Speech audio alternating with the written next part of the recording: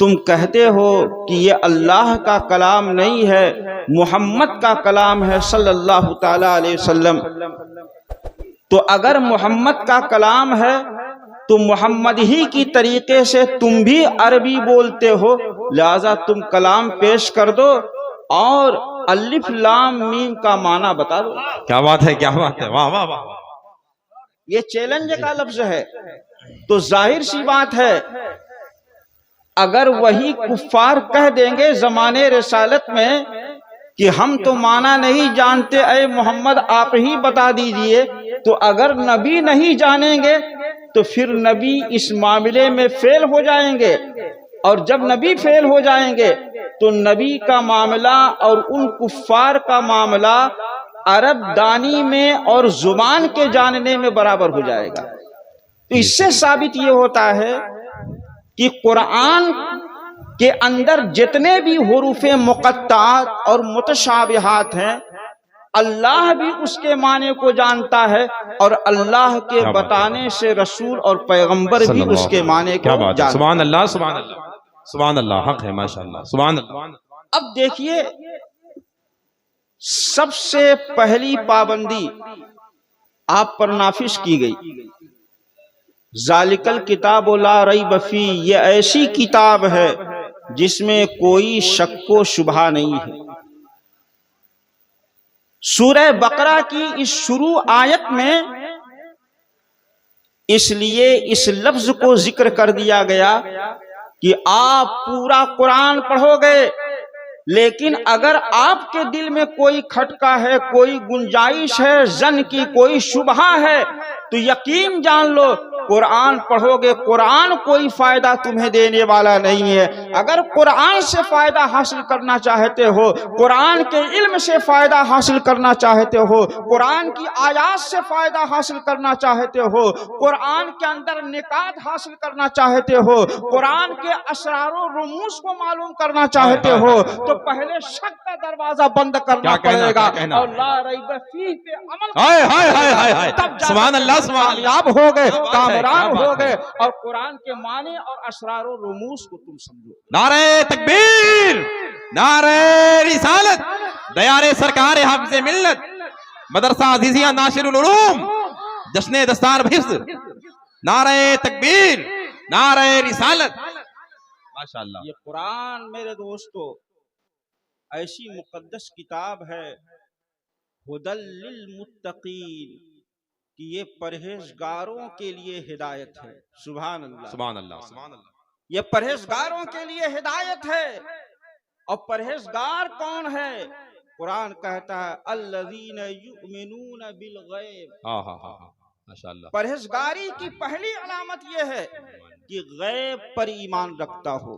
क्या बात है, गैब सुभान पर अल्लाह। ईमान रखता हो, जन्नत पर ईमान रखता हो, जहन्नम पे ईमान रखता हो, क़यामत के दिन पे ईमान रखता हो, पुल सिरात पे ईमान रखता हो, गैब पर ईमान रखता हो, जो चीजें नजरों से ओझल हैं हमारा उस पर ईमान हो, गैब पर ईमान रखता हो। व युकीमूनस्सला, और परहेजगारी की दूसरी पहचान है व युकीमूनस्सला, नमाज पढ़ता हो।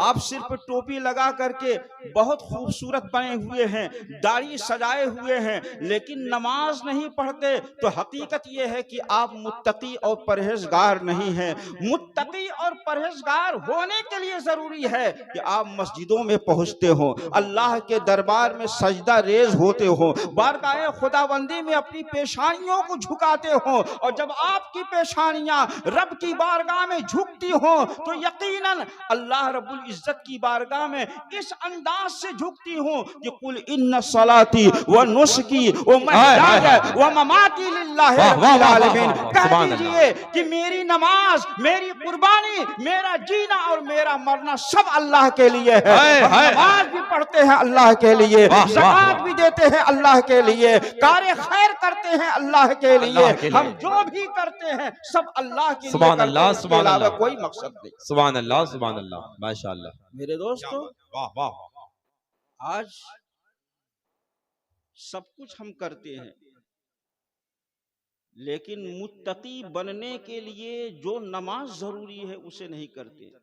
मस्जिद मरसिया खा है कि अल्लाह नमाजी अकबर, न अल्लाह रहे, अकबर, अल्लाह यानी वो साहिब औसार हिजाजी हिजाजी न न रहे। रहे। मस्जिद तो बना ली शब भर में, अल्लाह। ईमान की हरारत वालों ने, मन अपना हरारत पुराना पापी था, बरसों में नमाजी हाय, बन न सके। अल्लाह अकबर, अल्लाह।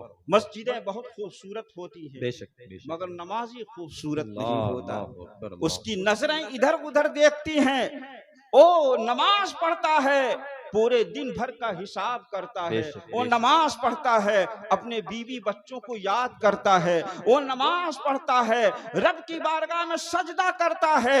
लेकिन सजदे का हाल ये है कि जैसा सजदा होना चाहिए, मेरे आका अलैहिस्सलाम फरमाते हैं कि जब सजदा तुम करते हो तो सबसे ज्यादा पूरी नमाज में अगर अल्लाह से करीब करने वाला कोई रुकन है तो वो सजदा है। हाय, जब हाय, तुम हाय, वाह, सजदा वाह, वाह, करते हो तो अल्लाह से करीब हो जाते हो, और जब अल्लाह से करीब हो करके तुम सजदा करते हो ना, और जब कुर्बत का सजदा करने के बाद दुआ मांगते हो तो हाल ये होता है, लब तुम्हारा होता है, हाय, हाय, जुबान हाय, हाय। तुम्हारी होती है। अल्लाह उस दुआ को कबूल करता है। जो बेशक। मांगने का तरीका है उस तरह मांगो। दरे करीम से बंदे को क्या नहीं मिलता, वाह, और वाह। वो एक सजदा जिसे तू गिरा समझता है, हजार सजदों से देता है आदमी। सुभान अल्लाह, सुभान अल्लाह, सुभान अल्लाह, सुभान अल्लाह, आज माशाअल्लाह, वाह वाह। मज़ारों पे कामयाबी ढूंढने वाला मुसलमान, हम मौलवियों के पास जाकर कहने वाला मुसलमान बड़ी आफत है, बड़ा आसेब है। हमारे हजरत बैठे हुए हाफिज शौकत अली साहब किबला बहुत अच्छे मौवीज हैं, इनकी बारगाह में बहुत सारे लोग जाते हैं और कहते हैं तावीज बना दीजिए। हाफिज साहब कहते हैं तावीज बनाने के लिए तुम आए हो, तावीज बना दीजिए। मैं तावीज तो बना दूंगा, लेकिन तुम अपने दिल को पहले मस्जिद के लिए झुका दो। जब तुम्हारा दिल मस्जिदों में झुक जाएगा, जब तुम्हारी लौ अल्लाह से लग जाएगी, तो फिर हाल ये होगा कि न आसेब का बसेरा होगा, न शैतान का खतरा होगा, न हसद काम करेगा, न अशरार का शर काम करेगा, न दुश्मनों की दुश्मनी काम आएगी। सुनो, जब तुम अल्लाह के हो जाओगे तो अल्लाह तुम्हारा हो जाएगा, और तुम्हारी मदद में हो जाएगा। बेशक बेशक, हक है, हक है। वाह वाह। कुरान, हम कुरान नहीं पढ़ते मेरे दोस्तों। कुरान तो ताक की जीनत है। शबे बारात आती है तो बड़ी मुश्किल से कुरान के चंद औराक पढ़ते हैं। जब कोई मर जाता है तब कुरान के हम औराक उठाते हैं। मेरे दोस्तों, कोई शुबहे की बात नहीं, कोई मर जाए कुरान पढ़कर इसाले सवाब करो। यकीनन हमारा ईमान कहता है अजाब में जरूर तखफीफ हो जाएगी। अरे आका अलैहिस्सलाम की वो हदीस तुम्हें याद नहीं मेरे दोस्तों? आका करीम अलैहिस्सलातु व तस्लीम है, एक कब्र के पास से गुजर रहे हैं, बल्कि दो कब्रों में। मर्रन नबी सल्लल्लाहु तआला अलैहि वसल्लम बेकब्रैन इन्नहुमा लयुअज़्ज़बान। अल्लाह के नबी फरमाते हैं दो कब्रों के पास से गुजर होता है, फरमाते हैं इन्हें अजाब दिया जा रहा है, इन्हें सजा दी जा रही है। अल्लाह के नबी की निगाहे दूरबीन ने जमीन के ऊपर से जमीन के नीचे के हालात को मुलाहजा कर लिया। इसी बात को मेरे सरकार आला हजरत ने फरमाया है, और कोई गैब क्या तुमसे नेहा हो भला, जब ना खुदा ही छुपा तुम पे करोड़ों दरूद। अल्लाह के नबी फरमा रहे हैं इन दोनों कब्र वालों को अजाब दिया जा रहा है, ये अजाब कब्र में मुब्तला है। और अल्लाह के नबी ने सिर्फ ये न बतलाया कि सिर्फ अजाब हो रहा है, मेरे आका अलैहिस्सलाम फरमाते हैं सुनो इनको अजाब क्यों दिया जा रहा है। एक शख्स अम्मा अहदुहुमा फकाना यमशी बिन नमीमा, एक शख्स को इसलिए अजाब दिया जा रहा है कि ये शख्स चुगलखोरी करता था, यहाँ जाता था वहां बैठकर किसी की चुगलखोरी करे, किसी की गीबत करता था। ये आदमी ऐसा था, किसी बेटी की शादी लगती थी, कोई पूछ दिया करता था फला की बेटी कैसी है, फला के घर वालों का मामूल क्या है, उन लोगों का तरीका कैसा है। कहा सब जगह शादी करना, उसके घर शादी मत करना। ये काटने का काम करता था, शिकायत करने का काम करता था। इसकी चुगलखोरी की बुनियाद पर अल्लाह रब्बुल इज्जत ने अज़ाब कब्र में उसको मुब्तला कर दिया है। अल्लाह के नबी दूसरी वजह भी बयान फरमा रहे हैं, दूसरा शख्स क्यों अजाब कब्र में मुब्तला है। प्यारे आका अलैहिस्सलाम कहते हैं व अम्मा खर काना यस्ततिरु ये दूसरा में इसलिए अजाब कब्र में मुब्तला था कि ये पेट के चोई बशा पेशाब करता नहीं था, पेट के छींटों में ये समझा दिया है। अब अल्लाह के नबी सल्लल्लाहु अलैहि वसल्लम है, मेरे आशिक हैं, मेरे आका रहीम हैं, मेरे आका करीम हैं, मेरे आका इतने मेहरबान हैं कि मेरा गुनहगार उम्मती अज़ाबे कब्र में मुब्तला हो और आका करीम अलैहिस्सलाम उसको देखकर गुजर जाए, मेरे आका को कैसे पसंद हो सकता है, मेरे आका अलैहिस्सलाम कैसे गवारा कर सकते हैं।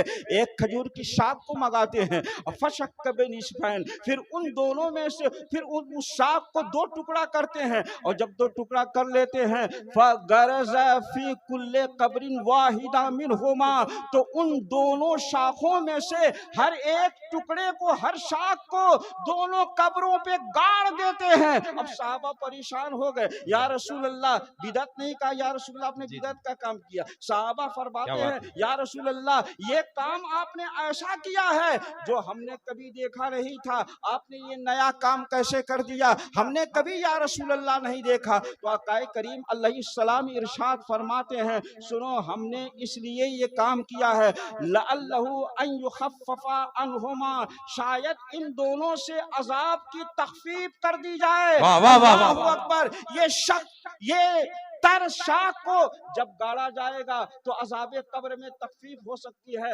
अल्लाहु अकबर। ये क्यों अज़ाबे कब्र में तखफीफ हो सकती है? लिखा हुआ है कि जब ये शाखें तर रहेंगी, जब ये शाखें तर रहेंगी तो वो अल्लाह की तस्बीह और पाकी बयान करती रहेंगी, और जब तस्बीह पाकी बयान करती रहेंगी जब तक, तो अल्लाह उन मुर्दों को अज़ाब कब्र से निजात अता फरमाएगा, उनके अज़ाब में तखफीफ फरमा देगा। इसलिए साबित ये हुआ है कि अगर कब्रों पे घास जम जाए तो उसको काटा ना जाए, उन घासों को रहने दिया जाए।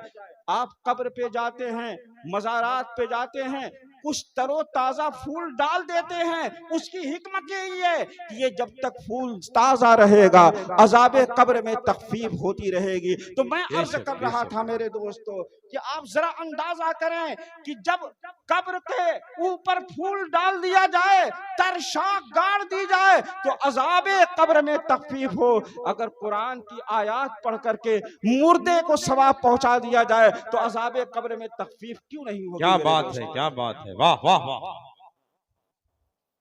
मेरे दोस्तों 2-3 मिनट और बाकी है और मैं अपनी बात खत्म कर दूंगा।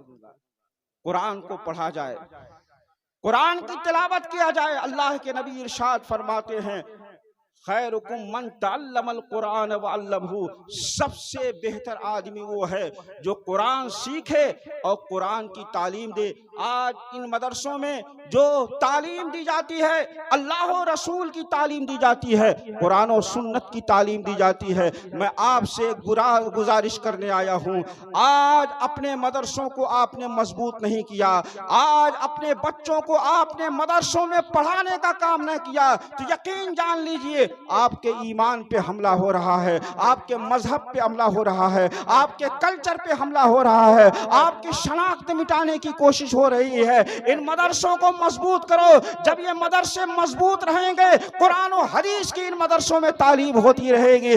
जब तक कुरान और हदीस की तालीम होती रहेगी, कोई आपके ईमान को खत्म नहीं कर सकता, आपके इस्लाम पे हमला नहीं कर सकता। ये मदारिस इस्लामिया की तालीम जब आपके ईमान पे हमला होगा तो मदरस इस्लामिया की तालीम आपको इन हमलों से रोक देगी, आपका बचाव कर देगी। कुरान पढ़ो मेरे दोस्तों, आप अपने बच्चों को डॉक्टर भी बनाओ। हमारा मजहब डॉक्टर बनाने से नहीं रोकता है, इंजीनियर बनाने से नहीं रोकता है, फिलासफी बनाने से नहीं रोकता है, साइंसदान बनाने से नहीं रोकता है, IPS बनाने से नहीं रोकता है, IAS बनाने से नहीं रोकता है। अपने बच्चों को आप दुनियावी तालीम भी दीजिए। जरूरत है मेरे दोस्तों हम मुसलमानों को डॉक्टर की, इंजीनियर की, IAS IPS की जरूरत है, हमको वकीलों की जरूरत है। पुराने वकील दुनिया से जा रहे हैं, कोई नया वकील पैदा नहीं हो रहा है। आज जरूरत है कि हम बड़े वकीलों को पैदा करें, लेकिन उससे पहले जरूरी है कि जब हमारा वकील कोर्ट के अंदर मौजूद हो तो इस्लाम की भी बात करता नजर आवे,